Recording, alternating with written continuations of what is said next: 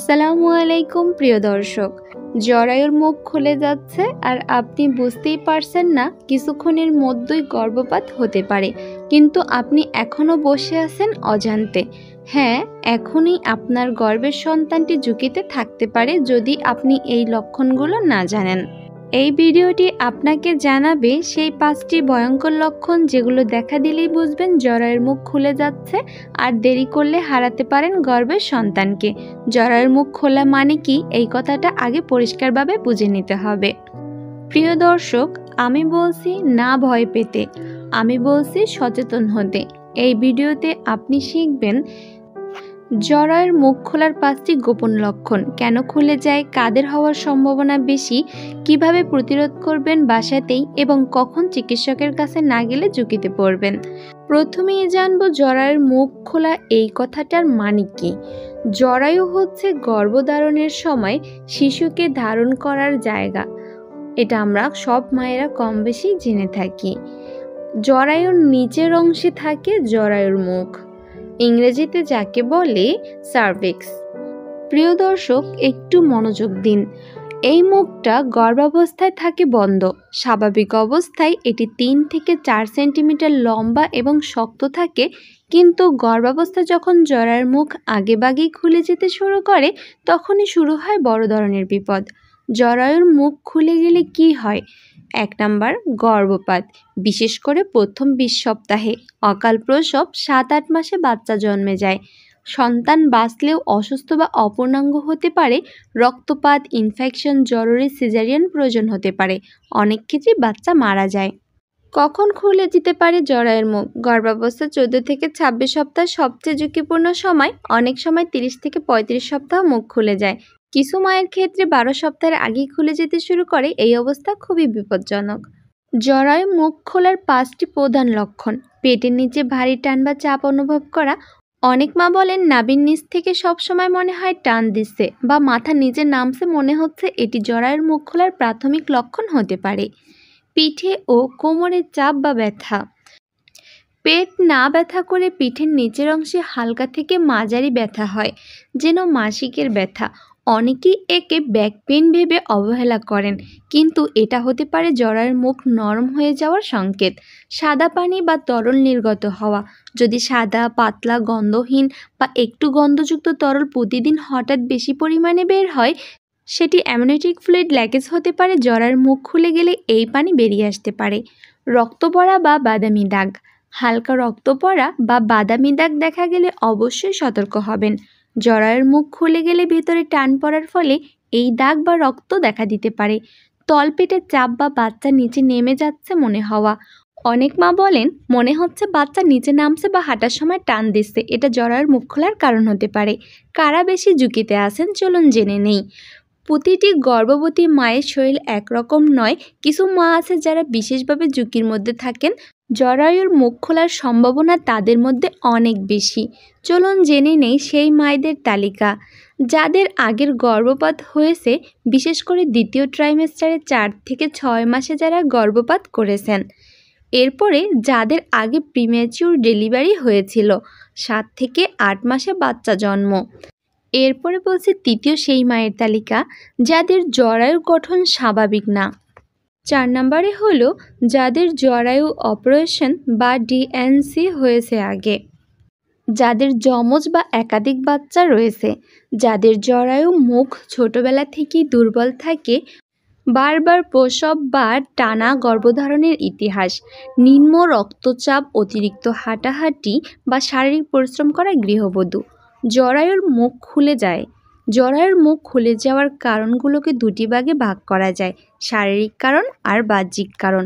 শারীরিক কারণগুলো হলো জরায়ুর গঠনগত সমস্যা, জরায়ুর মুখের পেশি দুর্বল, জরায়ুর মুখ পাতলা ও নরম হয়ে যাওয়া, পূর্বের গর্ভপাত বা সিজারের কারণে ঘা বা আঘাত। বাহ্যিক কারণগুলো হলো অতিরিক্ত হাঁটাহাঁটি বা বাড়ি কাজ করা, পেটের ওপর চাপ পড়া, যেমন হঠাৎ বসা, ওঠা, ভারী কিছু তোলা, তীব্র কাশি, হাঁচি বা কোষ্ঠকাঠিন্য, পুষ্টিহীনতা ও শরীরের ক্যালসিয়ামের ঘাটতি, প্রসবের তারিখের আগেই যৌন মিলন, ঝুঁকিপূর্ণ অবস্থায়।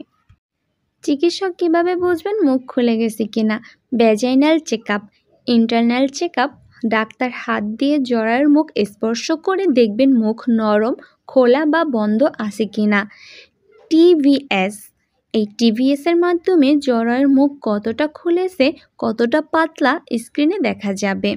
সার্ভিক্যাল লেংথ মেজারমেন্ট, যদি লম্বা 2.5 সেন্টিমিটার এর নিচে নেমে যায় তাহলে মুখ খুলে যাচ্ছে। চিকিৎসা ও করণীয় কী? জরায়ুর মুখ খোলা মানেই শেষ না। অনেক মা আছে যারা সঠিক সময়ে চিকিৎসা নিয়ে সুস্থভাবে বাচ্চা জন্ম দিয়েছেন। করণীয় 7টি গুরুত্বপূর্ণ দিক চলুন জেনে নেই। সম্পূর্ণ বিছানায় বিশ্রাম, কোমরে বালিশ দিয়ে শোয়া এবং হাঁটাচলা সীমিত করা। 2 নাম্বার, জরায়ুর মুখে ব্যথা ও সংকোচন কমাতে ডাক্তারের পরামর্শ অনুযায়ী ওষুধ খেতে হবে। এরপরে জরায়ুর মুখ বন্ধ রাখার ইনজেকশন ডাক্তারই দিবেন। যৌন মিলন সম্পূর্ণরূপে নিষেধ, কারণ এতে জরায়ুর মুখে চাপ পড়ে। প্রিয় দর্শক, গর্ভাবস্থায় প্রচুর পরিমাণে পানি পান করতে হবে। পানি বেশি পান করুন, ক্যালসিয়াম ও আয়রন ঠিকভাবে নিন। পায়খানায় বেশি চাপ না দেওয়া, কোষ্ঠকাঠিন্য এড়াতে লিকুইড খাবার খাওয়া দরকার। এবং সবশেষে বলতে চাই, দ্রুত চিকিৎসকের কাছে যাওয়া। লক্ষণ দেখা মাত্রই ডাক্তারের পরামর্শ নিন। সার্ক্লাস অপারেশন কি? জরায়ুর মুখ বন্ধ করার জন্য কি অপারেশন হয়? হ্যাঁ প্রিয় দর্শক, সার্ক্লাস হলো ছোট্ট একটি অপারেশন যেখানে জরায়ুর মুখে সুতা দিয়ে সেলাই দেওয়া হয় যেন সেটা বন্ধ থাকে। কখন করা হয়? গর্ভাবস্থায় 12 থেকে 16 সপ্তাহের মধ্যে, যাদের আগেই ইতিহাস আছে গর্ভপাতের এবং যাদের জরায়ুর মুখ আগে থেকেই খোলার ঝুঁকিতে। এবার আমরা জানব কিভাবে এই অপারেশন করা হয়। 30 মিনিটের ছোট অপারেশন, অ্যানেস্থেসিয়া করা হয়। জরায়ুর মুখে সুতা দিয়ে বন্ধ রাখা, 37 সপ্তাহে আবার সেই সুতা কেটে দেওয়া হয়। এই পদ্ধতি শত শত মায়ের সন্তান রক্ষা করেছে। এটি নিরাপদ এবং বাংলাদেশেও সব বড় সরকারি হাসপাতালে হয়। ইসলামী দৃষ্টিকোণ ও আল্লাহর উপরে ভরসা। আপনি যা পারেন তা করবেন, কারণ চেষ্টা আপনার, ফলাফল আল্লাহর। কোরআনুল কারিমে বলা হয়েছে, তিনিই মাতৃগর্ভে যাকে ইচ্ছা রূপ দান করেন। সূরা আল ইমরান আয়াত নম্বর 6। তবে আপনি যদি চেষ্টা না করেন, সচেতন না হন, তাহলে এটা গাফুলতি। মা হিসেবে আপনার দায়িত্ব যে গর্ভের সন্তানটিকে যত্ন ও নিরাপত্তা দেওয়া। প্রিয় গর্ভবতী আপুরা, জরায়ুর মুখ খোলা মানেই জীবন শেষ নয়। এই জিনিস আগে বুঝতে পারলে, ঠিক চিকিৎসা নিলে, বিছানায় বিশ্রামে থাকলে এবং আল্লাহর উপর ভরসা রাখলে আপনি সুস্থভাবে সন্তান জন্ম দিতে পারবেন ইনশাআল্লাহ। যেসব খাবার জরায়ুর পেশি মজবুত রাখতে সাহায্য করে: ডিমের কুসুম ও দুধ প্রোটিন ও ক্যালসিয়ামের জন্য, সবুজ শাকসবজি আয়রন ও ফোলেট, মসুর ডাল, ছোলা, বাদাম পেশি শক্ত করে, খেজুর ও কলা শক্তি দেয় এবং রক্তের পরিমাণ বাড়ায়। পানি প্রচুর খেতে হবে যে কোনো রকম ইনফেকশন এড়াতে।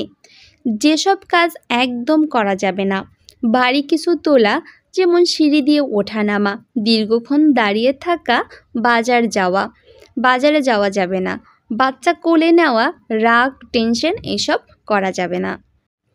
আপনার হাতেই আছে সব চেষ্টা, কিন্তু ফলাফল শুধু আল্লাহর হাতে, তাই তার সাহায্য চাইতে হবে বারবার। পড়তে পারেন সূরা আল ইমরান আয়াত 6, সূরা ইনশিরাহ, ইয়া হাফিজু, ইয়া সালামু, ইয়া রহিমু এই নাম 100 বার করে পড়া। প্রতিদিন দোয়া করুন, হে আল্লাহ, তুমি আমার গর্ভের সন্তানকে সুস্থভাবে গঠন করো এবং নিরাপদে পৃথিবীতে আনো, আমিন। প্রিয় গর্ভবতী বোন, আপনি জানেন না আপনার গর্ভের এই শিশুটি আপনার জীবনের সবচেয়ে বড় উপহার হতে যাচ্ছে কিনা। তাই আজকের এই ছোট্ট সতর্কতাগুলো মেনে চলুন। এই একটিমাত্র সময়ের ভালো যত্নে আপনি দিতে পারবেন একটি নতুন জীবন পৃথিবীতে।